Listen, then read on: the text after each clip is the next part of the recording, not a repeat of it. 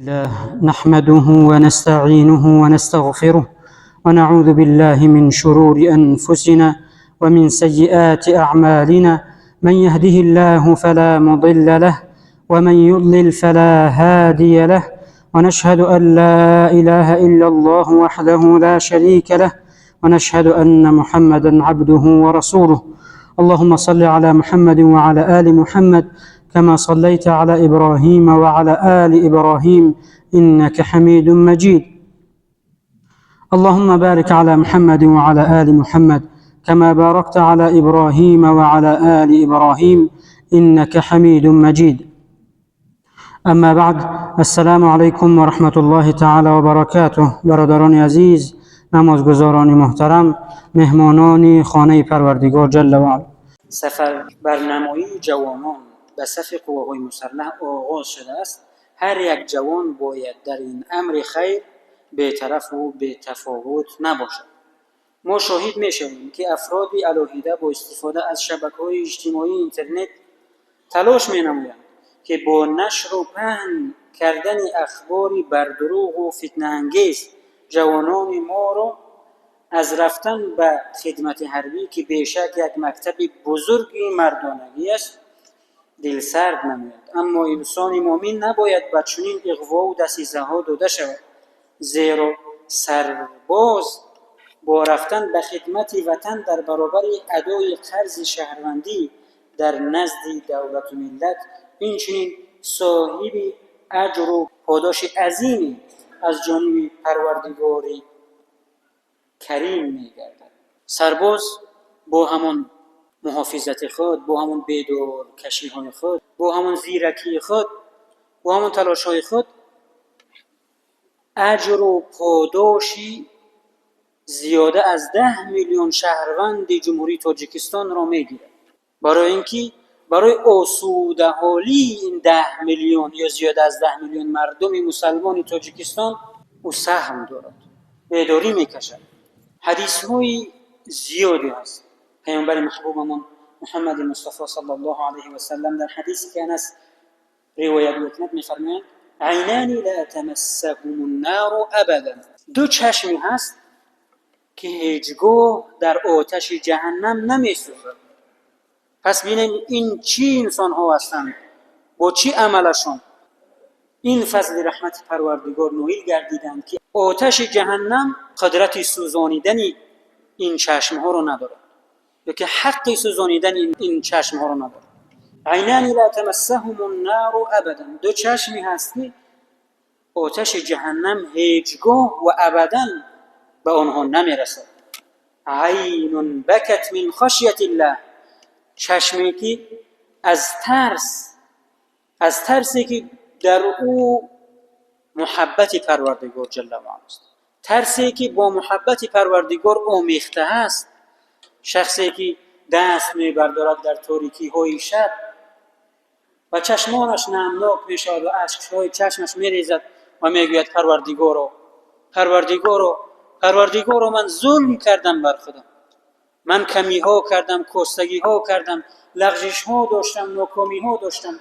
پروردگارا برای همه گناهانم از تو طلب مغفرت میکنم. پروردگار من تو را دوست میدارم. این است ترسی پروردگار که با محبت آمیخته است. در هفته های گذشته من گفته بودم هر ترسی در این دنیا اگر از هر شخصی بترسی تو را از او دور میکنه. یک حیوانی درنده اگر از پیش تو بیاد حتما تو یک راه نجات و راه گریختن از او میکنی. اما ترس محبت پروردگار جل و علا، ترس پروردگار چی طور است؟ ترسی که آمیخته با محبت. هرچند ترس خداوند جل و علا در قلب تو افزایش یافت، تقوا و پرهیزگاری تو زیاد شد، تو را به خداوند نزدیکتر میکند. و هر کسی که از خدا نمیترسد از همه میترسد. همیشه در خوف و در ترس و در وهم است. و هر کسی که از خدا میترسد یعنی توکلش به خداوند جل و علا هست، او از هیچ کسی بجز الله جل و علا نمیترسد. برای اون که او به خداوندی بزرگ تکیه کرده است و امید کرده است و دل داده است. و اون دلی که از خدا بترسد دیگر از هیچ کسی، از هیچ ظالمی دیگر نمیترسد. گفته بودیم که دو چشمی که در آتش جهنم نمیسوزد، یکی از آنها چشمانی که پر از اشک میشه و دیمش و عین باتت تحرس فی سبیل الله، و شخصی که در راه حفظ مرز و بوم وطنش و مسلمین بدور خوابی میکشد، هرگیز چشمان او در آتش جهنم نمیسوزد. این از فضیلت سرباز. باید ما تشویق کنیم، باید ما مردم رو هوسمند کنیم، جوانان خود رو هوسمند کنیم. و در برابر هوسمند کنی الحمدلله خیلی شرایط‌های امروز در جای‌هایی که جوانان ما در اونجا خدمت میکنند خیلی شرایط‌ها بهتر است و باید باز مهنت بکشیم، باید زحمت بکشیم که باید باز بهتر شرایط‌ها بهتر شود و بهتر شود تا اینکه جوانان ما در صف‌ها بستند. چنانی که ما در امروزها در تلویزیون می‌بینیم، عادی تر بگم، اگر چنانی که می‌بینیم جوانان ما چقدر با پرچم‌ها، با چقدر با خرسندی‌ها و چقدر با عزتمندی در صف پیوستن به قواهای مسلحه کشورمان هستند. در حقیقت حدیث‌ها خیلی و خیلی زیادند. حدیثی که سلمان رضی الله عنه روایت می‌کند، میگوید سمعت رسول الله صلی الله علیه و سلم یقول، شنیدم که پیامبر خدا صلی الله علیه و سلم فرمود: رباط یوم و لیلة خیر من صیام شهر و قیام. در سرحد ایستادن، در مرز و بوم ایستادن، زحمت تلاش کشیدن، بیخوابی کشیدن، این اجر و پاداش یک شبه سرباز برابر است و یک انسانی که یک ماه پره روزه نافله میگیرد و قیامی و شبها شب زنده‌داری میکند و ذکر و نمازها میخواند. و این مات جرى علیه عمله الذی کان یعمله، اگر بمیرد سرباز در حالت ادای وظیفه، ادای مسئولیت، همون اجر و پاداشی که هر روزه برای او داده میشد در قبرش هم برای او داده میشه بعد از مرگش. و اجری علیه رزق و امن الفتان، برای او رزق و روزی داده میشه. چنانکه که پیامبر محبوبمون میگوید که قبر خانه اول آخرت روضة من ریاض الجنه، باغچه‌های از باغچه‌های جنت است، او حفر من حفر النار، یعنی که نعوذ بالله خداوند همه ما و شما را پناه بدارد، نگاه دارد، یعنی که چاه‌های از چاه‌های جهنم است. یعنی و رزق، یعنی قبرش پر نور میگردد، و امین الفتن، و از فتنه‌های قبر در امان میماند، از تاریکی‌های قبر، از حشرات و وزنینی‌ها و سختی‌های عذاب قبر در امان میماند. نمازگزاران عزتمند، بارها ابراز داشته بودیم و باز هم تأکید میکنیم که شکر نعمت‌های الهی را باید با کار و عملی صادقانه خود ادا نماییم، زیرا انسان مسلمان به هیچ وجه حق ندارد که دیده و دانسته نسبت به تقدیر خود و تقدیر وطن و ملت خود بی‌پروايی کند. بی‌پروايی کردن و سرپیچی از ادای خدمت حربی تا صادقانه انجام ندادن کار خود در کدام ساحه‌ای که نباشد ظاهر می‌گردد. این مسئولیت است و خداوند جل و علا انسان را می‌پرسد تاجیکستان به پیش کدام حالت میشه؟ همون حالتی که تو از خواب غفلتت، از همون بالای اینترنت و بیهودگویی‌ها و بیهودکاری‌ها و بیهودنشینی‌ها برخیزی و پیش از همه خودت را اصلاح کنی، پیش از همه خانواده و خانه خود را پاکیزه کنی، پیش خانه خود را تازه کنی، کوچه خود را تازه کنی. آهسته آهسته محله ها تازه می شود، آهسته آهسته ناحیه ها و شهرها تازه می شود. و در این حالت در حقیقت با معنای پر می توانیم گفت که تاجیکستان به پیش رفته است. روز شب 24 ساعت تلفن در دستش، با گفتن سخن تاجیکستان به پیش، تنها تاجیکستان عزیز به پیش نمی رود، هیچ پیشروی نمی کند اگر ما و شما مسئولیت حس نکنیم، اگر ما و شما زحمت و مهنت نکشیم. حدیثی که حضرت عمر رضی الله عنه روایت می‌کند، پیامبر خدا صلی الله علیه و سلم می‌فرمایند: علیکم بالجماعه، شما را تأکید میکنم که به وحدت و جمعیت و یکدیگرفهمی و صلح و اخوت و برادری شما را نصیحت میکنم. و ایاکم التفرق، و ایاکم الفرقه، و شما را هشدار میدهم که به فرقه ها و گروه ها داده نشوید و فتنه ها داده نشوید. فإن الشیطان مع الواحد و هو من الاثنین ابعد. انسانی که خودش تنها هست و شیطان با فکر او بازی میکند نزدیکتر است از آنی که دو انسان یک جا نشستند. یعنی همیشه در جمع‌های خیر، در سخن‌های نیک، مجلس‌های نیک جمع آیید و گوش نمایید و یکدیگر را نصیحت کنید، به توجهی نکنید نسبت به یکدیگر. پس همین است وقتی انسان یکدیگرش را دوست داشت و یکدیگر محبت داشت، یکدیگرش را به خاطر خدا دوست داشت، هیچ گروه هیچ قوم دیگری نمیتواند بین مردم، بین مسلمانان فتنه انگیزی کند. اما گوید که من خودم تنها، من خودم میدونم دیگر هیچ کس نمیدونند، همون چیزی که من خواندم همون است، دیگرش نادرست است، گفتم بگیرد، و آهسته آهسته فتنه زیاد میشود، دشمناگری زیاد میشود، اخوت و محبت از بین میرود. از این فرصت استفاده کرده از حدیث رسول اکرم صلی الله علیه و سلم روایت شده است که میفرمایند عن عمرو بن میمون رضی الله عنه قال قال رسول الله صلی الله علیه و سلم لرجل وهو يعظ. از عمرو ابن میمونه رضی الله عنه روایت است که پیامبر خدا صلی الله علیه و سلم یک مردی رو نصیحت میکرد، موعظه میکرد و به او فرمود اغتنم خمسا قبل خمس، و به او گفت و تمام مسلمانان و تمام جوانان و تمام مردم گفت غنیمت بشمارید 5 چیز رو پیش از 5 چیز. اغتنم شبابک قبل هرمک، جوانیتان را غنیمت بشمارید پیش از آنی که به پیری یا ناتوانی برسید. یعنی فرصتتون رو استفاده برید، وقتتون رو استفاده برید، جوانیتتون و قوتتون رو در راه نیک استفاده نیک کنید. اغتنم، و در دوام حدیث میگه صحتک قبل سقمک، و صحتمندیت رو غنیمت بشمار. صحتمندیت رو غنیمت بشمار یعنی با تلاش باش، تلاش کن، مهنت بکش، زحمت بکش.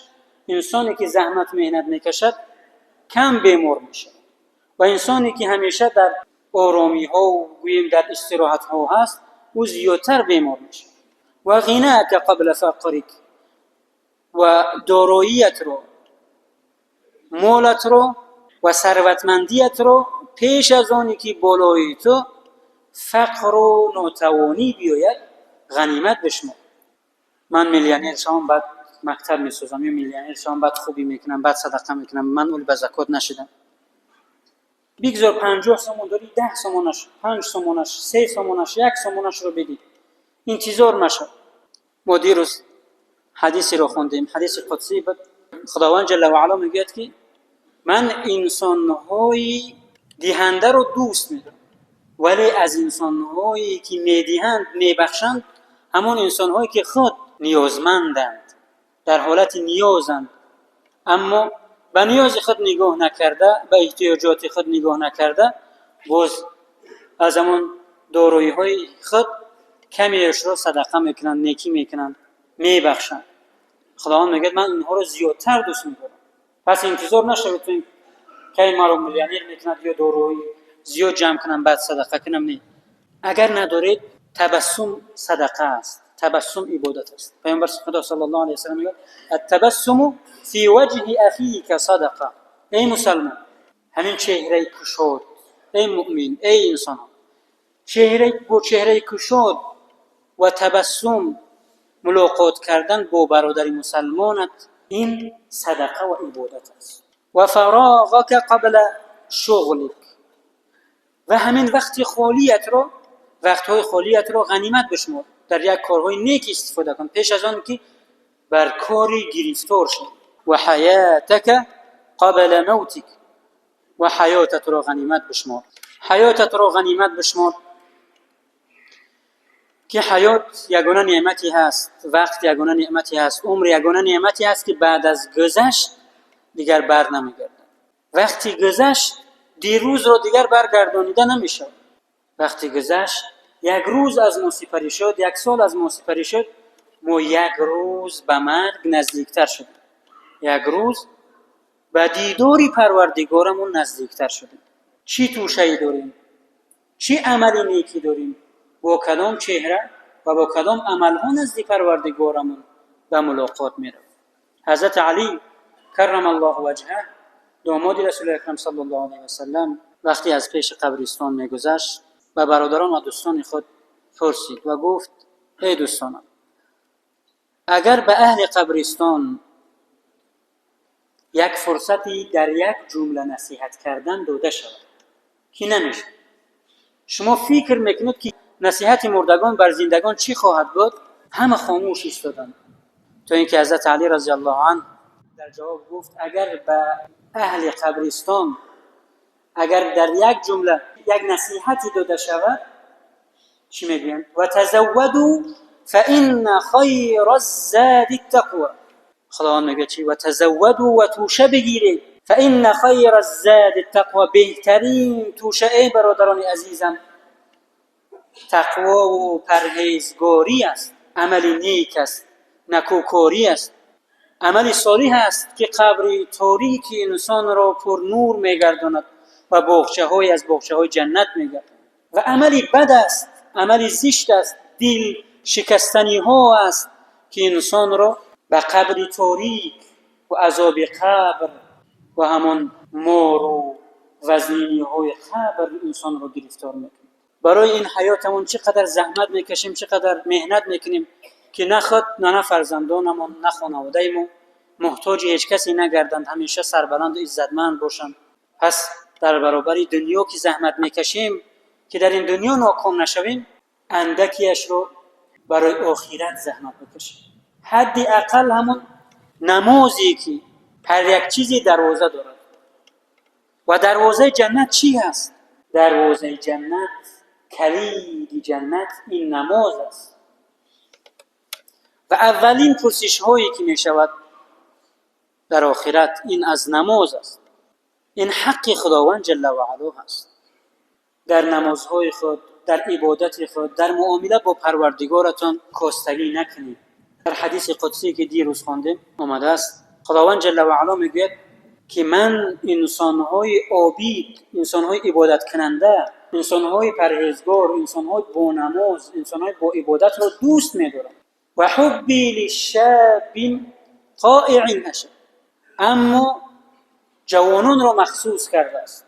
اما جوانانی که جوانیشان را در راه خداوند و طلب علم سپری میکنند، جوانانی که با تمام شهوت و قوت خود که همه را فرا گرفته است به حرام نمیروند، به زنا و به پستی ها و به الکحول و دیگر پستی ها و رذیلی ها نمیروند، خداوند میگه حب من برای آنها به این جوانان اشدی است، آنها بر من نزدیکترند، من آنها را زیادتر دوست می‌دارم.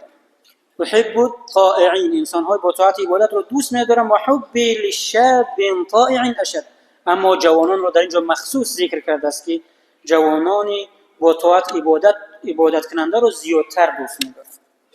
و احب الکرما، انسان‌های بخشنده را دوست می‌دارم. و حبی للفقیر الکریم اشد.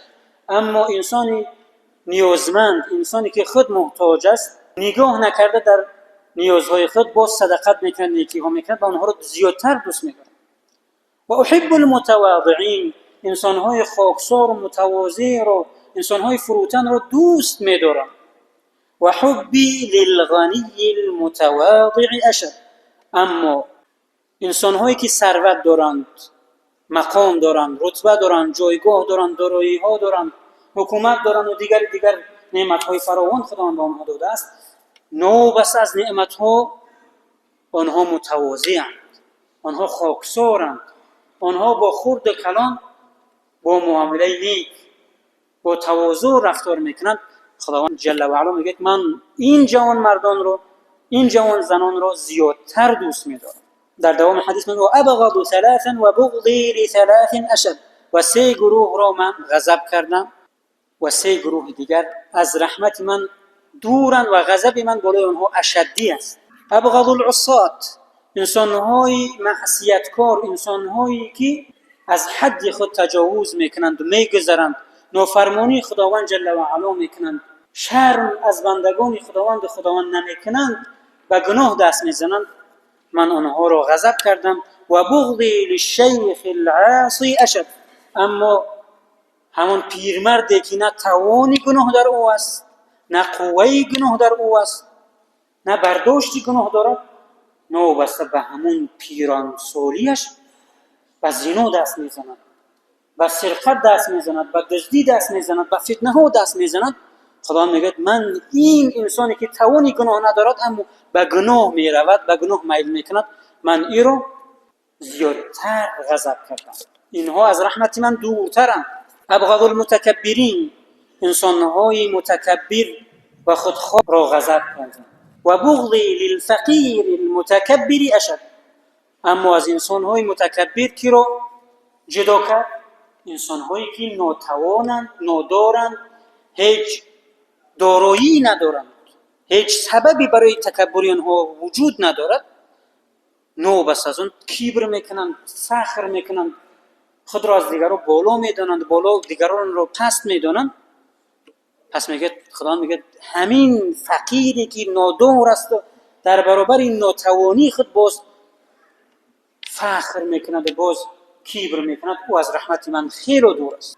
و ابغض البخلاء، خداوند میگه که چی؟ من به انسانهای بخیل تنگ دست غضب کردم. بخیل یک صفتی پستی هست که انسان دارایی ها را جمع میارد. خداوند شکرانه نعمت را از او گرفته است و او صفت بخل و تنگ دستی برای او را چی میگیرد؟ فرا میگیرد. در این حالت چیکار میکنه؟ از همون داشته های خود استفاده نمیکنه. هزارها دارد، الحمدلله، برای خود استفاده نمیکنند، برای فرزندان خود، برای همسر خود، برای پدر و مادر خود، برای خانواده خود استفاده نمیکنند، تنگ دستی میکنند. پسترین میگه وزنین ترین حساباتی که انسان میدهد انسانهای بخیلند در روز قیامت که تمام دارایی را جمع کردند، از همون دارایی ها جواب میگویند اما از همون هیچ چیزی استفاده نکردند، در جان سالم خود استفاده نکردند. ابغض البخلاء، انسان‌هایی که صفت بخل و تنگ دستی دارند، خداوند میگه من به آنها غضب کردم. و بغضی للغنی بخیل اشد. اما در اینجا انسان‌های ثروتمند، انسان‌های دارا، انسان‌هایی که خداوند جل و علا به آنها نعمت‌های فراوان داده است، نعمت‌های دنیایی، در برابر نعمت‌ها باز بخل میکنند، پنهان می‌دارند نعمت‌ها. یکی از صحابگان گفتند که ای پیامبر خدا، ما دوست می‌داریم که بهترین لباس‌ها را داشته باشیم، بهترین کفش، بهترین پوشی داشته باشیم. آیا این تکبر است؟ بهترین سواره، بهترین لباس، بهترین خانه داشتن؟ پیامبر خدا صلی الله علیه و سلم چی گفتند؟ کبر رو در چی وصف کردند؟ بطر الحق و غمط الناس. الکبر بطر الحق. کبر در کدام حالت فهمیده میشه؟ وقتی یک انسان خطا میکند، لغزش میکند، برای اصلاح او در پنهانی او رو نصیحت میکنی، قبول نمیکند، حق رو نمیپذیرد، میبیند و حق رو نمیپذیرد، خود رو اصلاح نمیکند. این یکی از نشانه های متکبر است. و دیمه و غمط الناس، مردم رو از خود پست میشمارد، خود رو از تمامی مردم بالاتر میداند. پس این نشانه انسانی متکبر است. خوب است که انسان دارایی ها داشته باشد، برای اینکه دو رکن اسلام با دارایی ها می شود. یکی از آنها زکات است. اگر دارنده نباشی بالای تو فرض نیست که زکات بدی. اگر دارنده نباشی بالای تو حج فرض نیست. خوب است که انسان مسلمان دارا باشد، در دستش مال دنیا زیاد داشته باشد و خیر کند و نیکی کند.